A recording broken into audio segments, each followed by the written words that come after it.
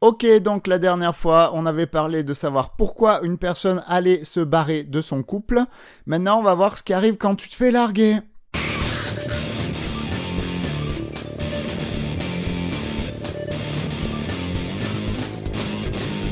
Bon, la rupture, c'est un des événements banals parmi les plus stressants que tu vas subir dans une vie. Et surtout, quand t'es la personne larguée. Parce que dans 90% des cas, la rupture, elle n'est pas consentie des deux côtés. La rupture, elle est d'autant plus dure que les gens ont tendance à sous-estimer les chances de rupture dans l'ensemble. Il y a des chercheurs qui ont tenté de savoir comment on cassait avec l'autre. Ils ont noté une 50aine de techniques classées en 7 types. T'as augmenté la distance avec les personnes en lui parlant moins, en envoyant moins de messages par exemple. La confrontation directe où tu dis clairement que tu veux partir. La manipulation où tu utilises par exemple une autre personne pour provoquer la rupture. Le fait de se rendre responsable. Rendre la vie de l'autre tellement compliquée pour le pousser à le partir.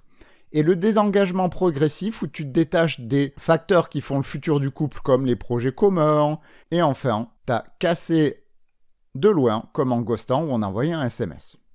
Globalement, ces trois-là sont les plus mal prises par la personne en face, mais on reviendra sur quelques-unes plus tard. La rupture, elle n'est pas que négative. Il y a beaucoup de gens qui y trouvent du positif.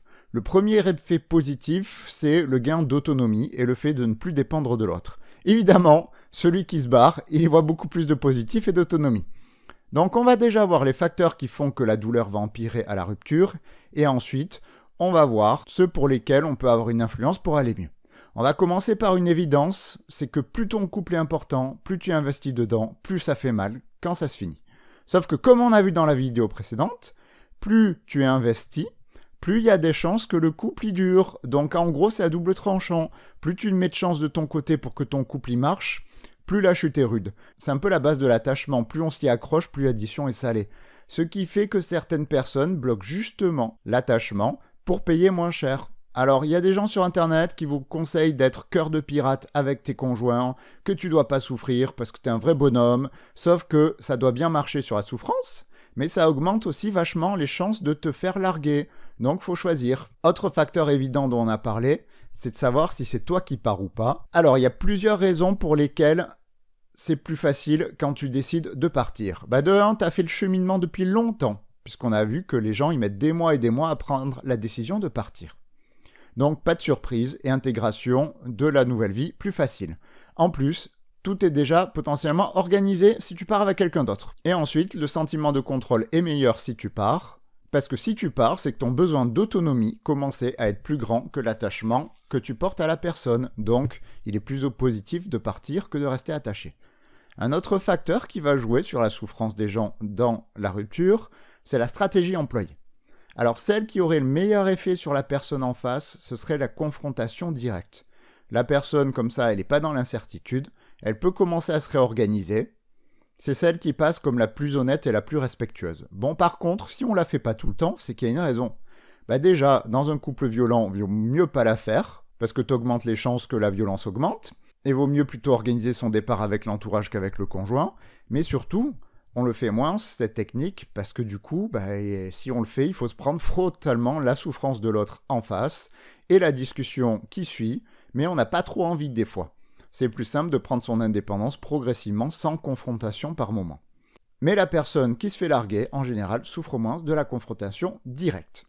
Une solution qu'on pense pas mal, mais qui marche pas top en fait, c'est celle qui consiste à mettre toute la responsabilité sur soi. Genre le fameux « non mais t'inquiète pas, c'est pas toi le problème, c'est moi le problème, il faut que je parte ». Ça a l'air bienveillant pour pas accabler l'autre, mais en fait ça rend la personne en face plus dépressive qu'avec une confrontation directe, car ça la laisse dans une position sans aucune espèce de contrôle possible. Et le manque de levier dans la vie, ça rend plus dépressif. Alors que si on te dit « ça va pas parce qu'on passe pas de moments ensemble », t'es mal. Mais tu sais que la prochaine fois, tu pourras y faire gaffe, et donc tu as un moyen de contrôle sur ta vie et sur tes couples. Un autre point qu'on discute souvent, c'est est-ce qu'il vaut mieux garder le lien ou pas quand on part. Selon les études, tu as plus de chances d'aller mieux rapidement si les ponts sont clairement coupés. La personne peut ressentir plus fortement les bienfaits de son indépendance quand elle part, et l'autre peut déjà de ne pas rester dans l'espoir qu'il va se passer quelque chose et que l'autre va revenir, espoir qui peut bloquer dans le désespoir. Bon, au final, on voit que quoi que tu fasses, la probabilité qu'un couple se finisse sans souffrance, elle est quasiment impossible. Le seul moyen que ça finisse bien, ce serait que les deux se détachent l'un de l'autre et de leur couple de manière égale, avec des plans bien prévus pour le futur tous les deux, ce qui n'arrive quasiment jamais. Donc tu peux bien essayer de ne pas souffrir, mais ce serait comme un peu nier le fait que tu vas avoir faim si tu n'as rien à manger. Bon, il y en a qui arrivent, mais c'est pas la norme. Donc la question principale est qu'est-ce qui va faire que l'on pourra avancer plus facilement et pouvoir se remettre d'une rupture. Alors on va balancer plein d'idées de manière bordélique et tu vas voir qu'elles se percutent entre elles. Donc l'un des points super importants, c'est l'estime de soi et son identité. Bon, l'estime de soi, on avait vu dans la vidéo sur l'estime de soi que ce n'est pas une évaluation hyper intellectuelle de ta valeur. Elle dépend de critères que tu prends dans ton environnement et de comment les gens te traitent. Et donc logiquement, quand une personne te dit « bah non, je veux plus vivre avec toi », il est assez logique que ton cerveau n'arrive pas à la conclusion « ah bah c'est sûrement que je suis une personne de grande valeur si elle me quitte ». Donc le lien est assez évident avec l'estime de soi, et plus tu retrouves une estime de toi par la suite après la rupture, mieux tu t'en sors. Et comme l'estime de toi est liée à ton entourage, bah, plus tu as un entourage sympa, plus facilement tu t'en remets. Sur l'identité, c'est plus subtil. Alors l'identité, c'est ton concept de toi, comment tu décris ce que tu es. Et on a remarqué qu'une rupture venait flinguer ce qu'on appelle la clarté du concept de soi. La clarté du concept de soi, c'est à quel point ta façon de te décrire te paraît claire. Par exemple, t'aimes te bouger, jouer, tu vas au hand tous les soirs. Bon, les gens, ils disent que tu es sportif, toi ça te convient, donc tu es un sportif et un handballeur, c'est clair, c'est net. Bon, maintenant, t'aimes la compétition et l'entraînement, et tu vas au foot de ta ville. Mais à l'entraînement, tes potes, ils sont avec bière, clope avant d'y aller. Toi, ça te saoule et tu t'y plais pas. Donc, quand les mecs te disent « ah bah t'es un footballeur comme nous », ça te gêne parce que t'as pas envie de jouer comme ça. C'est pas ton foot, la bière et la clope. Donc, du coup, quand t'es un peu dans la norme, t'es en général plus clair sur toi parce que t'as plein de groupes auxquels appartenir, t'as des gens pour te dire que tu es, tu as tout un environnement culturel pour te dire qui tu es, c'est plus simple. Quand tu sors un peu des mornes, par contre, la clarté du concept de toi, elle est plus compliquée à obtenir. Imagine, t'es obsédé par les licornes, le punk, la Turquie et l'ananas. Bon, c'est plus dur d'être clair sur qui t'es et où tu vas dans la vie.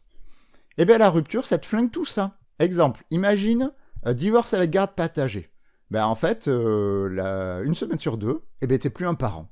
Tes enfants, tu t'en occupes plus. Et tu fais quoi alors? T'es quoi là quand t'as plus tes enfants et tu dois plus t'en occuper?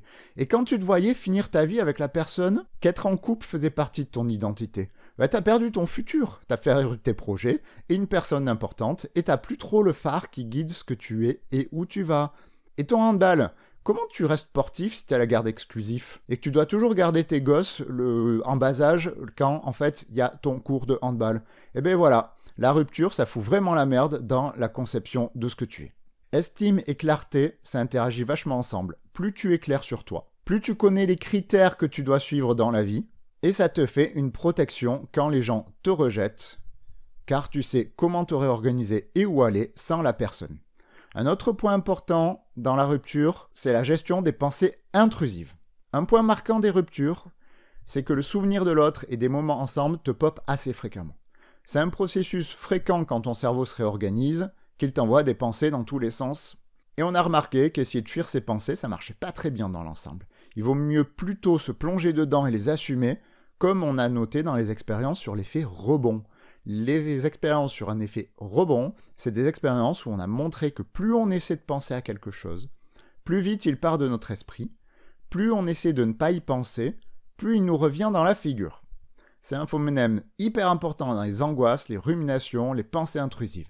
D'ailleurs, tant que j'y suis, sur repenser à sa relation, au final, est-ce qu'il faut accepter ou pas ta situation quand t'es largué? En fait, ça dépend comment t'acceptes. Parce que les études, elles sont pas encore hyper claires. Alors, il faudrait faire la différence entre l'acceptation active et la résignation. L'acceptation active, ça consiste en l'attitude de partir du principe que des choses sont foutues, genre ton couple, mais que tu peux jouer sur d'autres trucs dans ta vie, comme continuer à faire du sport, bosser, voir des amis. La résignation, ça correspond plutôt à l'impuissance. Dans le cadre d'un couple, ça serait plutôt quelqu'un qui aurait discours comme « c'est foutu, je rencontrerai plus personne, la vie est merdique ». Bon, comme ça, on pourrait dire que le premier discours, il marche mieux, Mais c'est pas si simple que ça. Apparemment, à court terme, c'est kiff-kiff. Comme s'il était normal, après une rupture, de partir en mode tout est foutu. C'est aussi fréquent dans le deuil, où l'un des symptômes de base, c'est de penser que la vie sans l'autre n'a plus aucun intérêt. Par contre, sur le long terme, le fait de rester dans l'état de résignation, ça serait pas bon signe.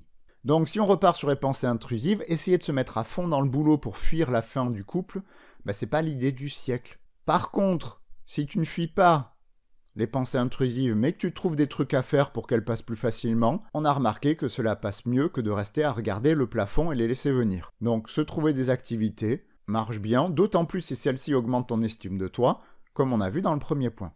Alors le rôle des autres aussi, il est mitigé dans la rupture et dans les études, parce que d'un côté, on voit que les autres, ça te permet de te garder de l'estime et de te distraire tout en acceptant la rupture. Par contre, d'un autre côté, on a vu que si les proches, ils te servent à tourner en boucle sur des émotions fortes comme la colère, ou par exemple tu ne vas aller voir que pour balancer sur ton ex, ça te maintient plutôt dans la souffrance sur le long terme. Pareil quand les proches, ils font les choses à ta place. Genre par exemple, ils vont te faire les courses, ils font le boulot à ta place, ils vont faire le ménage chez toi. Et apparemment, ça aiderait pas, car ça pourrait augmenter les symptômes dépressifs, et ça pourrait renvoyer une mauvaise image de la personne qui n'est plus capable de faire quelque chose seule. Ça lui confirme donc qu'elle est foutue sans une autre personne pour l'aider. Après, grosse pincette sur ces études sur l'influence des gens, parce qu'on a des associations, mais ça dit pas qu'il y a un lien de cause à effet. Ça se trouve, c'est les cas les plus hardcore qui utilisent ces stratégies, et donc forcément, vu que quand t'es mal, tu peux pas te gérer toi-même, quand les gens viennent t'aider, ça aide pas. Oui, mais c'est pas le problème, c'est pas les gens qui viennent t'aider. Le problème, c'est que tu vas très mal à la base. Et un autre point de gestion super important, c'est le sommeil, qu'on oublie assez facilement quand on parle de rupture. Bon, parce que la rupture, c'est quand même l'un des événements les plus anxiogènes. Et quand t'es anxieux, qu'est-ce qui se passe ? Tu dors pas. Et du coup, t'es crevé, ton humeur baisse, ta vie, elle est plus chaude à gérer, ton estime de toi, elle baisse parce que t'en chies, et t'es pas prêt à te remettre, et ça te fait des putains de cercles vicieux où ça finit mal. Alors, je suis vraiment parti dans tous les sens. Et encore, je t'ai fait sauter plein d'études sur l'autocompassion et plein de techniques de gestion émotionnelle. Mais parce que les études étaient pas faux folles et pas si nombreuses que ça. Et qu'en plus, je n'ai pas envie de faire une vidéo de 30 minutes. Mais il y a quand même des chercheurs qui ont tenté de voir quel était le point le plus central à la difficulté de se remettre d'une relation. Bon, l'estime de soi, elle revient beaucoup. La gestion de la dépression, des insomnies et de l'anxiété revient beaucoup, mais dans ce cas, t'as plein de vidéos dessus. Et par contre, il y en a un autre qui revient énormément, c'est la gestion de la sensibilité au rejet. Et alors, quand j'ai commencé à voir ça dans les études, je me suis dit, putain de bordel de merde, comment je vais faire ? Parce que je me retrouve avec un concept super important dans les relations humaines qui mériterait 46 vidéos. Ça a tellement d'implications, la peur du rejet, sur l'anxiété sociale, sur ta personnalité, sur tes problèmes, sur tes défauts, sur les relations humaines. T'enlèves la peur du rejet et la peur de la mort, je pense que t'as déjà éliminé 80% de toutes les sources anxieuses sur cette planète.